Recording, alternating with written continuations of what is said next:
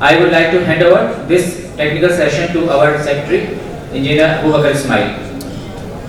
Assalamu alaikum to all. Thank you very much.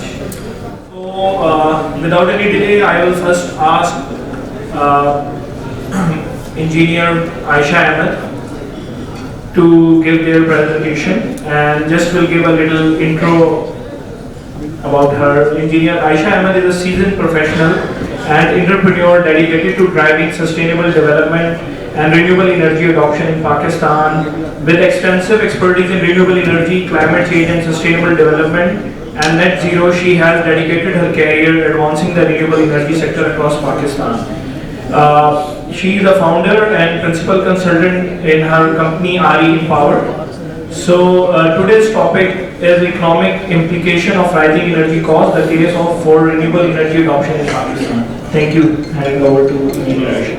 Center office bearers of IEEE Karachi, Honorable Session Chair and Secretary, and my dear fellow engineers and audience, Assalamu alaikum. So the biggest problem that every Pakistani is facing these days, increasing energy costs. So I thought this topic is going to be relevant to each and every one of us, even if we are sitting in the energy sector, even if we are in the decision making, even then we are hit by it. So economic implications of rising energy costs. So we are going to build the case for renewable energy adoption in Pakistan. So this is the presentation flow. First, we are going to look into the details of the problem. We are going to define the problem. We are going to look into what NEPRA says, and which is the authority in the energy and power sector in Pakistan, the supreme authority. And we are going to see if it realizes the problem or not. Then we are going to move towards the reasons of the problem. What has accumulated, caused this huge problem, which seems to be growing and growing. Then, moving on to the third part, we are going to have a detailed technical analysis, sort of a data analysis based on the data taken from CPPAG, which is the power purchaser from all the power producers in Pakistan. We are going to look into the details of each and every power producer of Pakistan, and what is the per unit cost of electricity that we are bearing for each and every power producer. So this is going to be very interesting, because some power producers, even in the wind sector, you are going to see some are producing at a very low cost and some very high. So this is going to be very interesting. The data is mostly taken from CPPAG, Pakistan, specific to our country. Then we are going to present a way forward, because being engineers, technical minds, even going through the numbers, you will see a very obvious solution. So even then, we are going to just look at what the real problem is. The technical problem is there, but the technical problem is because of some other problem. So our famous Albert Einstein, he says, I'm going to quote, "We cannot solve our problems with the same thinking we used when we created them." So the main idea of resolving this problem is to change the thinking. So maybe we cannot change the brains, but we can bring in new thinking, we can inculcate new thinking, we can move towards a different direction. It's just a matter of, looking from a different angle if we want to. We need a will to be present there to change our own thinking. Nobody else can change our thinking. So I quote from the NEPRA State of Industry Report, year-end 23. During the reporting year, the liquidity situation for the electric power sector and the affordability of electricity for consumers aggravated due to unprecedented increase in cost of electricity. So thankfully, our supreme authority does realize that electricity is becoming unaffordable. So, and we all know electricity is like the basic necessity for everyone now. This price escalation is primarily due to increase in the prices of the fuel, coal, oil and gas in the international market and the drastic devaluation of Pakistani rupee. Nothing new about it. We have been like listening to these problems ever since our birth, I guess. We are importing fuel and we are facing rupee devaluation. So just to make everyone realize the effects of this problem on our economy, how it is hitting our economy, how we are, falling down and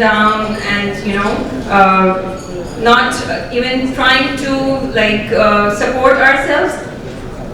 What the authorities do is they increase the tariff. This is something which is perpetual. It has been going on and on.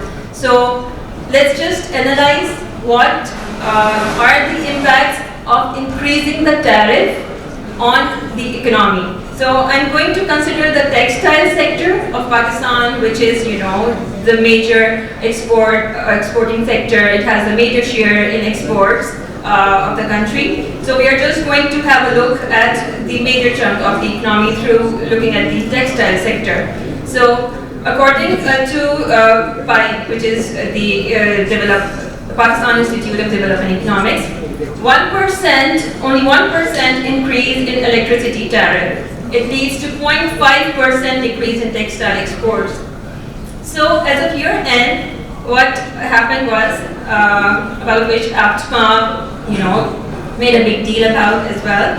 From 9 cents per unit, the cost of electricity for them was raised to 14 cents per unit. It was probably because of the, dissolving this subsidy, but nevertheless, it was a major increase, 55.5% increase in the tariff of electricity for the textile sector. So, going through the numbers, you can easily see just 1% increase had an impact of 0.5% decrease in textile exports. So 55% increase in the tariff of electricity leads to 22.7% decrease in textile exports. Now, we have these figures for the exports in textile sector. December 23, Pakistan Bureau of Statistics says US dollars 8.23 billion. 8.23 billion US dollars was the revenue generated through exports by the textile sector. So just going through the numbers, 22.7% decrease in textile exports. Our economy is hit by 2.28 billion US dollars loss of foreign exchange. So every one of us can very easily, understand that only 1% increase in the tariff of electricity leads us to a catastrophic impact on the economy. And besides, textile sector is also, the major employer of our socioeconomic circle. So this is just to give you an idea whether this increase in tariff is solving problems or not. So just looking at the textile industry, we see what it's hitting us.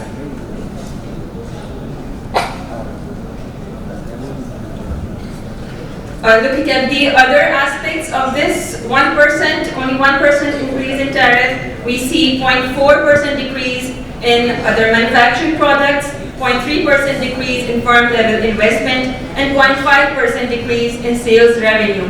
So it is having an overall negative impact, a massive negative impact on our economic cycle. So we go further beyond Pakistan, and we, because in exports, when coming to revenue generation through exports and talking about the economy, we look at other countries in the region. So we have these figures from APTMA that Pakistan has the highest electricity tariffs, 14 US cents per kilowatt hour per unit.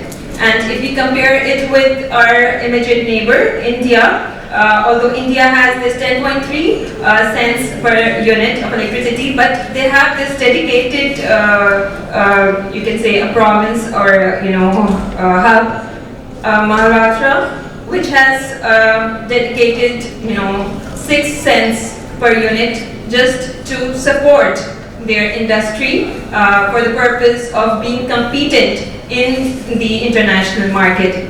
So, like having the highest electricity tariffs in the region is not helping us in any way come out of our economic crisis.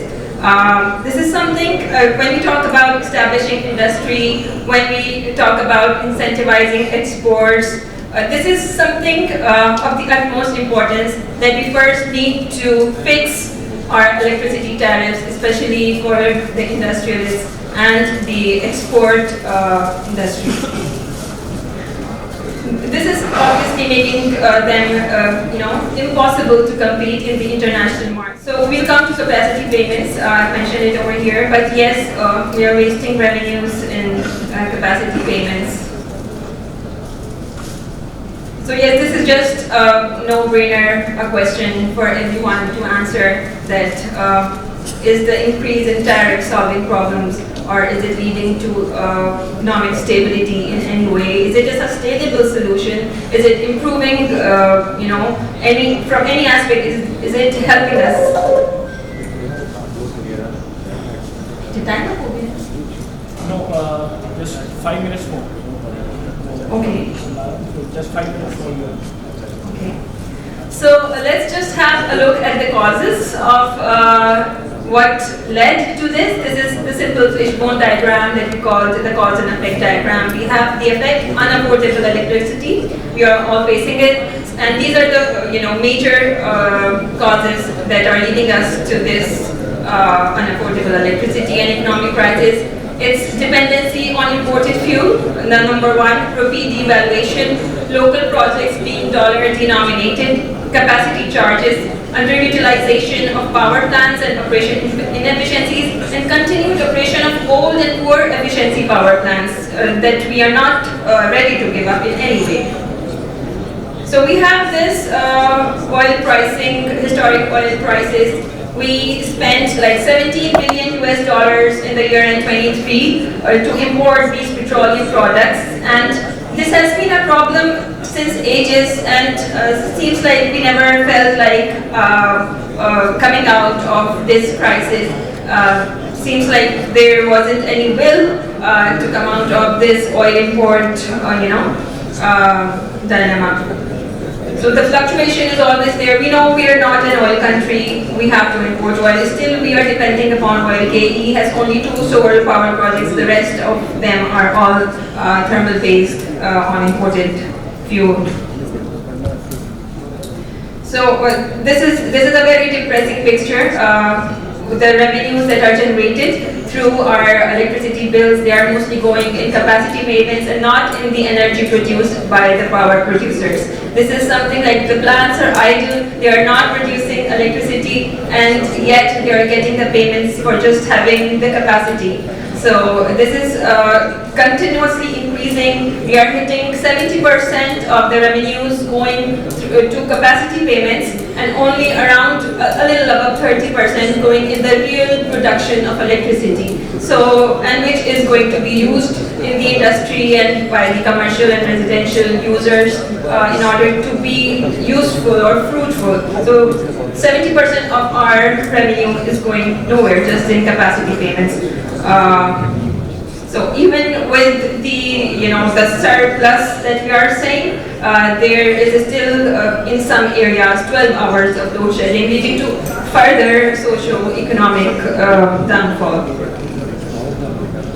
Rupee devaluation. Rupee has always been on the decline. Nothing new. Ever since we were born, we never saw a drastic increase or something like that in the value of Pakistani rupee. So we need to learn from our neighbors, local manufacturing, decline of imports. We need to move towards that now.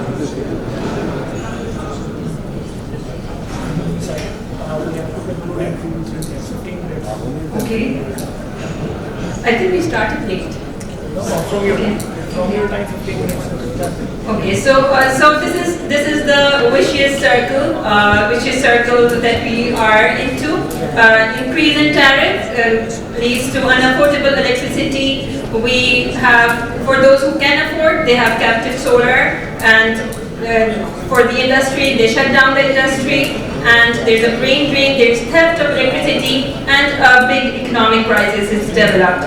The decrease in demand leads to reduction in units sold, decrease in revenue generated, but still, when you have to pay, CPPAG has to pay, so the cost remains the same even if the energy delivered is low. So to cover the payments, the tariff is increased, and then we are into a very, very vicious cycle.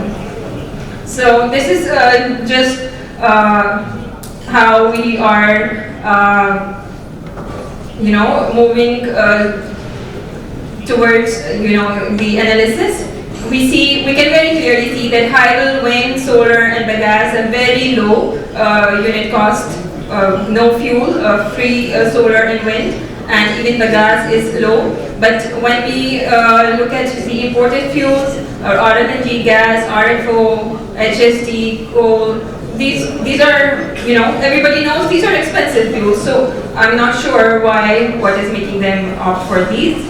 But yes, we do have solutions now. We have examples in the West as well that have moved towards these solutions. It's nothing new, and there's nothing like rocket science now that we cannot do it. But there has to be a will.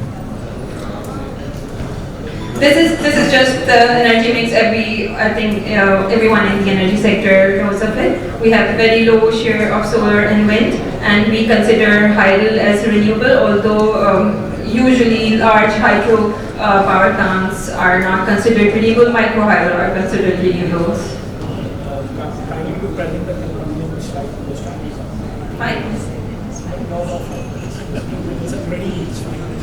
Thank you, please. Kindly. Okay, so I'll just push through, this. I've just considered some figures, which I think are very important for you all to see for each of the power producers. Some of the power producers you can see have been a failure, like the Neelam JLM case, their management falls. You can see their unit cost is 91 rupees per kilowatt of electricity. We have like Genco, 133 rupees per unit of electricity. These figures are from CPPAG, year-end 23. Hub Power, I think we need to shut down some of the power plants. 186 rupees per unit of electricity. And you'll be surprised, there's one Halmore Power that provided power worth 404 rupees per kilowatt of electricity. I'm not sure why we are buying from it. Similarly, these are the red ones. They have a very high cost of electricity per unit. So we need to rethink. There are green ones as well. So why they are existing? They can produce cheaper electricity. So this is possible. So we do have the two, limits. So let's move towards the lower limits. This is my suggestion. So I'll just move through this. I've already mentioned KE has only two solar, the rest of them are thermal. Now this is just the solution which I would like to present through the analysis. We should be moving towards local coal, even like it's better than the imported fuel. Nuclear, which has a cost of 11 per unit. Wind, the new wind, these have zero capacity charges. The solar have zero capacity charges. So we like have the solutions right there in front of us. There has to be, the will to move into that direction only. So, and yes, even after those capacity purchase prices added to it, we stand at 18 rupees per unit. So why, how come this is like between 50 and 60, even it's reaching now 65 rupees per kilowatt of electricity? This, this last thing in between, after the selling of electricity, this is huge. This like 40 plus is going into some sort of mismanagement or losses, TND losses, other losses. this is like a black hole sort of thing. So, Kindly to present this last Yeah. observation, please. Thank you. so this is the slide that is the essence of my study, and I would just like to, draw your attention to it, that this is the solution. We need to move towards hydrogen, nuclear, biomass, wind, and solar. This has to be, we can add on to it BESS, DES, a battery storage system to support the grid for frequency management, and we have the solutions in front of us. So lastly, I would like to quote from a World Bank study, which was titled Reforms for a Brighter Future, Time to Decide. If the political will for once in a generation changes does not materialize, this crisis could go to waste as many have before. The same old pattern of slow development and recurrent crisis would be repeated. Now, recommended policy shifts would require those who have gained from the status quo to give up undue benefits through eliminating distortions that favor a minority while muting broad-based growth and mobilizing resources from the wealthy to finance much-needed expansion of basic services, the private sector included. Thank you.